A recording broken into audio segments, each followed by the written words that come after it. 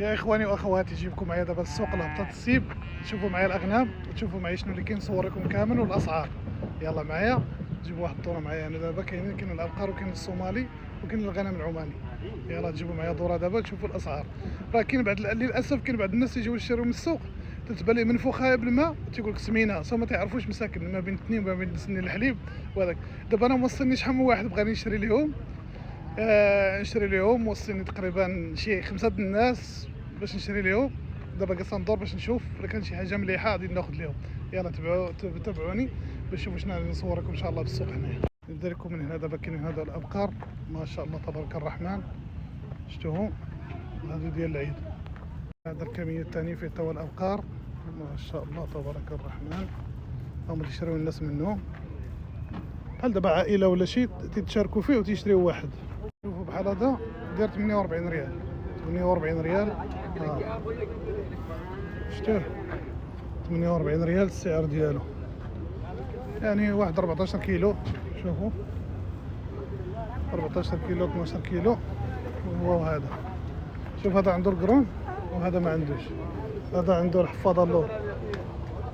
شوفوا ما شاء الله، هذا خروف العماني، هذا التيس العماني. شوف ما شاء الله، شوف كما تشوفوا هذا العماني داير 300 ريال، السعر ديالو 300 ريال، 300 ريال ديال. شوفوا ما شاء الله هذا 180 ريال السعر تاعهم. هذا الكبار، هذا الاولاد مع الاولاد تاعهم 180. ما شاء الله تبارك الرحمن. بالنسبه كاين الصومالي وكاين الخروف العماني. العماني تتراوح الاسعار تاعهم من 180 فما فوق، كاين 200 300 السعر تاعهم. اما بالنسبه للصومالي، اللي لقيت الصومالي بالنسبه اللي صورت لكم في الشاحنه ديال السعر ديالو 48 ريال اقل واحد، وكاين ديال 50 يعني على حسب الاحجام.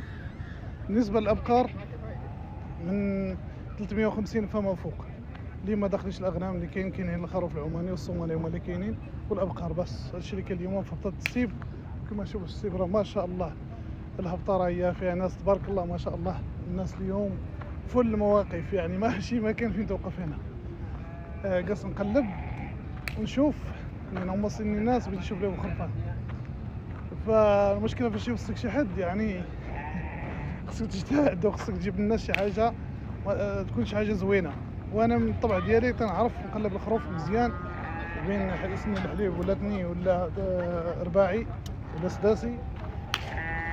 نجيب لك خروف ناضي نعم نسيب غلا كاين غلا شويه. يلا دابا نشوفوا مزارع ثانيه ان شاء الله، غدا نشوف مزارع ثانيه وغدا نشوف بلايص اخرين ان شاء الله بحول الله تعالى. يلا تحياتي لكم من هبطة السيب، والله يحفظكم يا رب جميعا.